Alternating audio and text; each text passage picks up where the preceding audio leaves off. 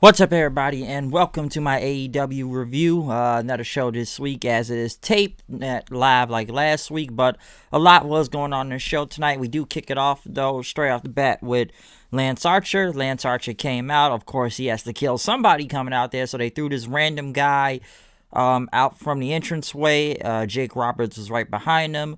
Jake Roberts got on the microphone, especially after what happened last week, and I guess he had to apologize about the whole snake thing with Brandy, but he said he would issue an apology when Brandy Rhodes kisses his ass, okay? And pretty much he said that a woman is good for, cooking, wiping babies' butts and diapering them and, keeping them warm when it's very cold outside. And, pretty much, he has a woman also that, have him watches has him watches Archer's work, as it makes him very excited. He pretty much told Cody Rhodes that his time is up. It's time to pay the piper. And next thing you know, this engine is in the background.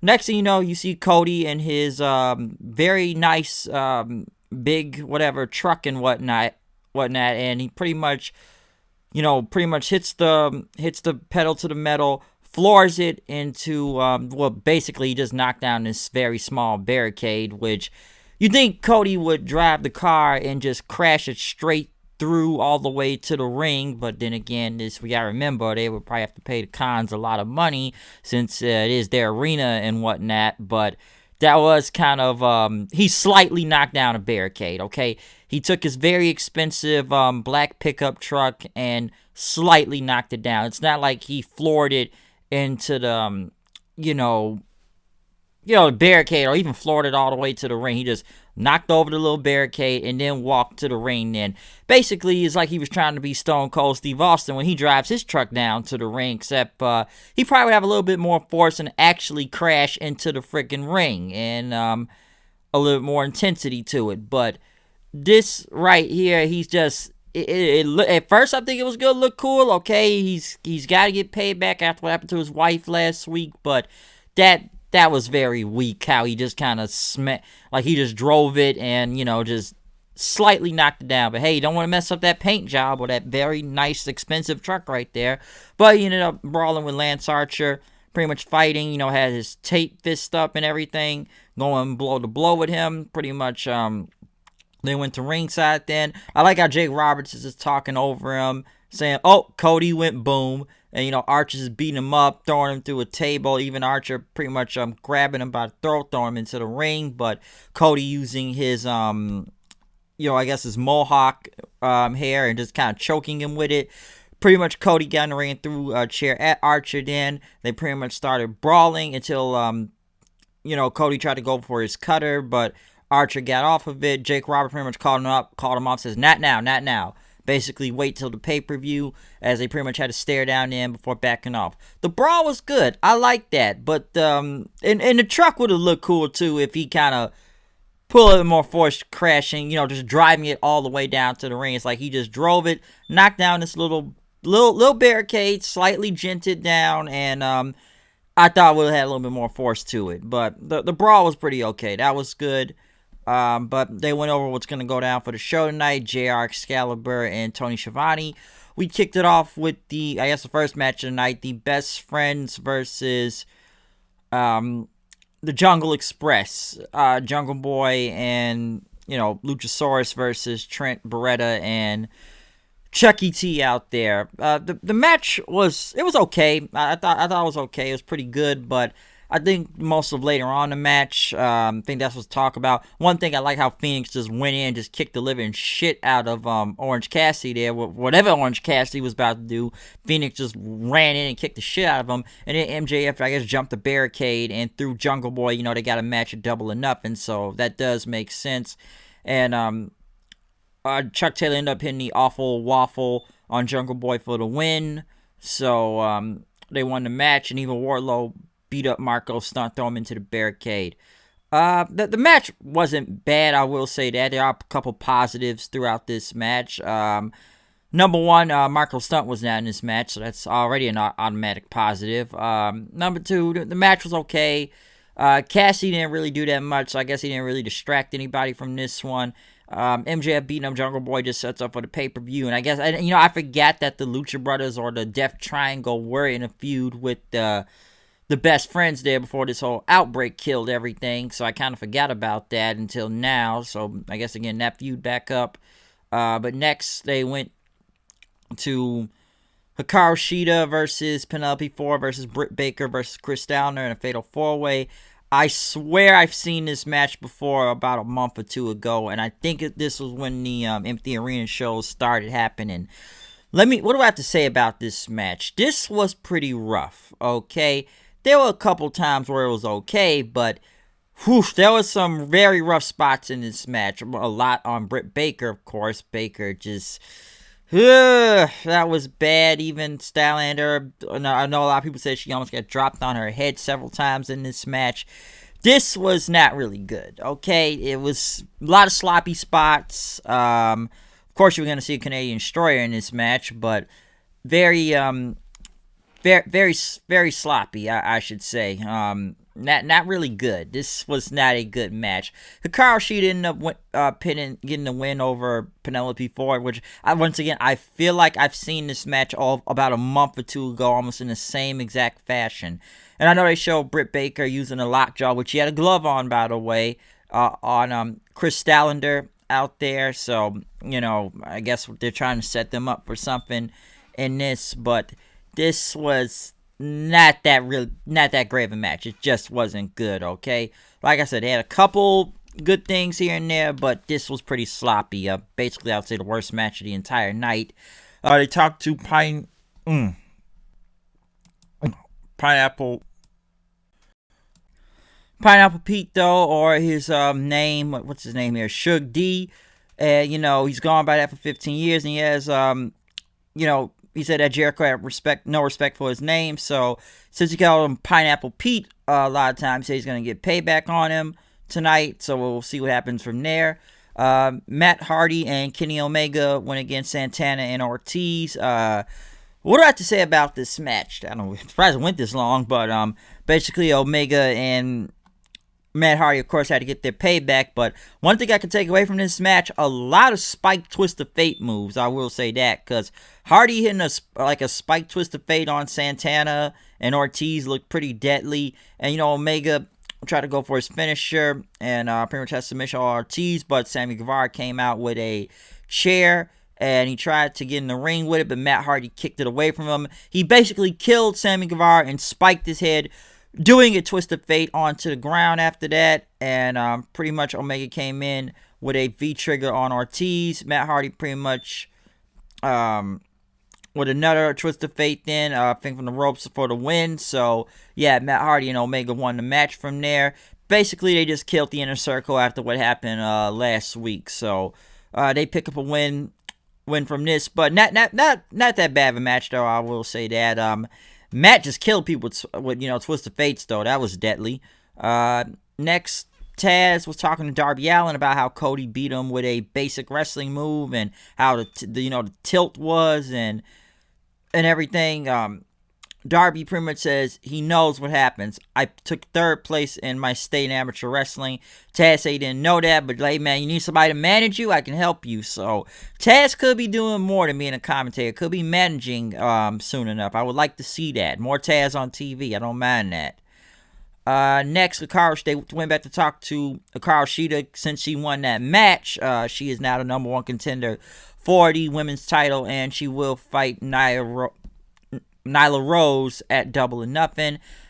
She said, she's excited for a championship match. She can, call it at any time. Next, Nyla Rose walked up to her and said, I got press for you, okay?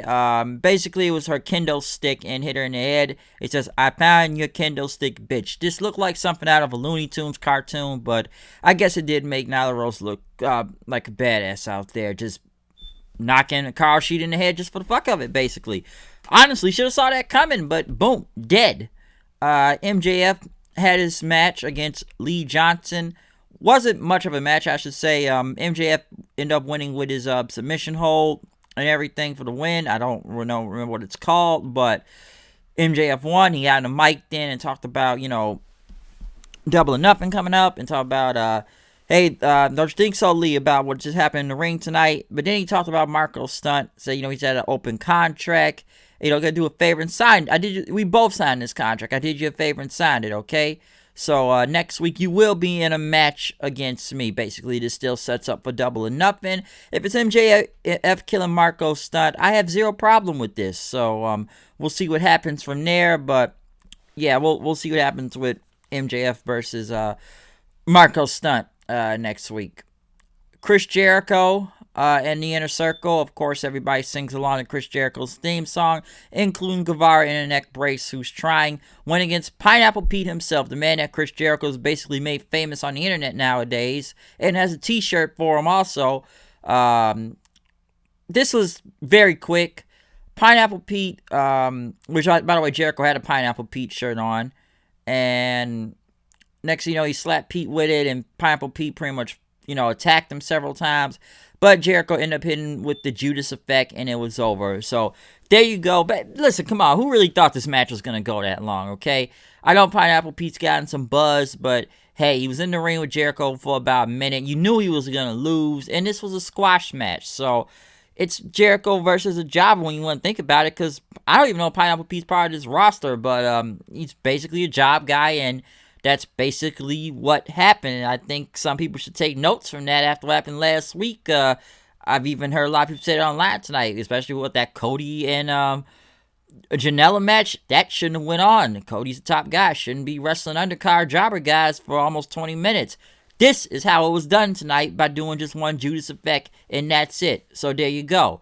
Jericho won, but then he got on the microphone with his baseball bat saying, we got some more important matters happening. They're done with Pineapple Pete, but now we got called back out the Elite. I almost forgot about the whole Blood and Guts thing, since that's been postponed. But he said, we got to talk about the Elite now, and where are the members, huh? Hangman Page is, somewhere bushwhacking. We don't know if he's coming back. And the Young Bucks are just sitting at home pouting right now. We haven't seen them on TV also. So Jericho said, I'm a fair and honorable gentleman, and told Guevara, say it in Spanish, el honorable. And Jericho pretty much said, I'm going to give the Elite a chance to get their shit together, and we're going to go against each other one more time, okay? As the world reacts to the coronavirus, the Inner Circle acts. That's actually a good line right there.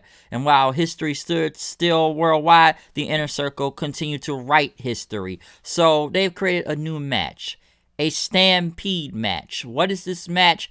Basically, it's almost as crazy as a street fight, but they're going to fight in a football stadium, and I'm assuming this is a Double or Nothing or something, so they're going to fight in the football arena next to the Daily's place. I have zero clue how it's going to work, but it's going to be a stadium, it supposedly holds 80,000 fans, but I have no idea why they are going to fight in a giant football empty arena.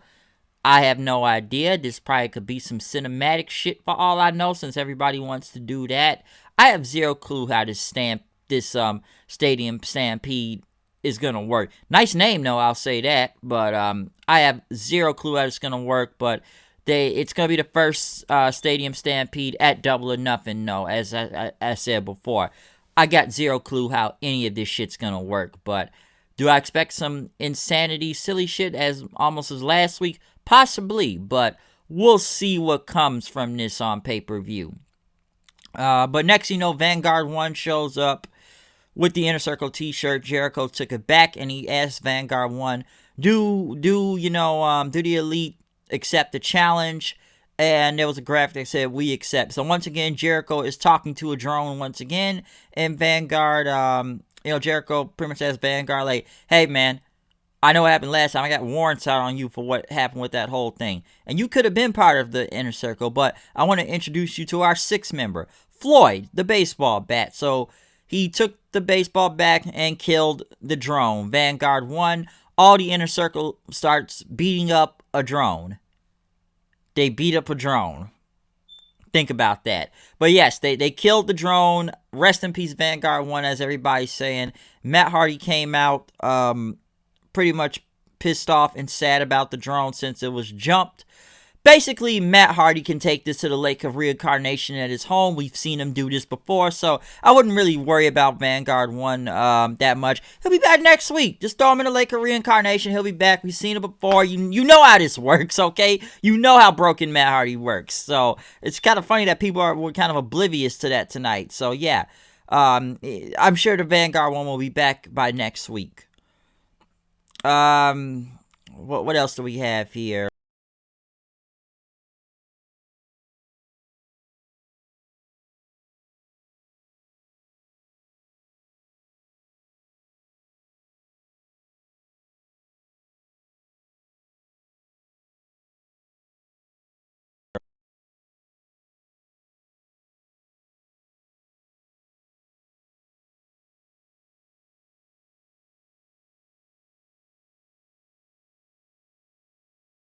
He getting a title shot if he's number 4 ranked and he gets a title shot, even though who is he really beating? I said like this last week. Who has he beaten? You beat up some job guys and Marco Stunt, which ain't really saying a lot, okay? So I just kind of find it funny that they rushed this and giving him a title shot. I have zero clue. But one thing I want to say before we get into this match, that this is some big news for AEW. Let me say this right now. Some real big news that Mike Tyson, Iron Mike Tyson, will be at Double or Nothing to present the new TNT Championship for the Cody versus Archer match coming up. So that's a very big move to get Iron Mike. Okay, Mike Tyson, and listen, we've seen Mike Tyson before in wrestling several times, mostly in the WWE, going all the way back against, Stone Cold in 1998, or, Shawn Michaels in DX, and he's made many appearances throughout the years on WWE. I think last time I already saw him was in 2009 with DX, but, he's in the Hall of Fame and everything, but to get Mike Tyson on AEW, man, I know everybody's been talking about that video just recently of how Mike Tyson can still go and is still a beast to this day. That's a very interesting move big move that they got him for AEW to do this. So we'll see what happens with that. But I'm like, holy shit, Mike Tyson? I'm like, fuck, how much y'all pay that dude? Fuck, damn, it's a big move. But like I said, Brody Lee versus Christopher Daniels, though. This match was good. I'll say that. Not bad. I will say. Of course, SCU and Dark Order got involved, but they never touched Brody Lee or, Daniels out there. I know Cabana helped since nobody touched one of them and they brawled somewhere else. The match continued. Daniels ended up in the Angels' wings, which still could not work. He tried to go for it again, but Brody Lee pretty much, got up laughing and everything. And Brody Lee blocked it. Daniels went for the BME, but pretty much it still did not work. And he pretty much ended up going for another one into a power bomb. And Brody Lee did his discus thing, and it was over. But pretty much right after that, then Jon Moxley came out, basically beating up all the minions to the Dark Order. And pretty much Brody Lee pretty much had the title belt and walked back with it. Mox got on the mic then, pretty much saying like, listen, you are going to suffer. You took my property. I'm taking it back. And all you little fools here are going to, they're gonna pay, all right? And he's going to pay an interest. That the title is more than a piece of metal.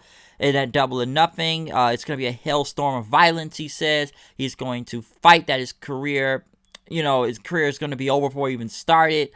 And he's going to take his title back. He beat up some more of the underling guys before they went off the air, because next week Jon Moxley goes against 10, which I should just say you might as well call Sean Spears that, because when I heard like 10, is he facing Sean Spears next week? Because that's kind of what comes to my mind when you hear the word 10. All right, Jon Moxley versus 10 next week. I'm like, Sean Spears? That was a guy that was calling himself 10 for a long ass time, so that's a 10 man for you. But yeah, Jon Moxley basically beating up these guys, cutting a very good promo, pretty much coming after Brody Lee. So yeah, but overall, not a bad episode of AEW. I thought it was probably better last week, but a lot of news and stuff going on here, of course, with the announcement of Mike Tyson going to be here for Double or Nothing. There were more matches set up for this show. I did enjoy the Cody and Archer brawl, besides the very weak truck crash that was pretty bad. Jericho's promo was really good to set up this whole stadium stampede thing. So that was something, and he killed Pineapple Pete. What else? That was pretty good on this show. I think the worst thing was probably the women's match. I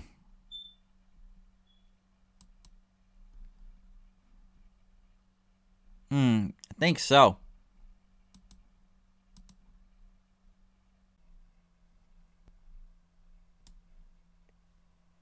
Yeah, that's how I would put it.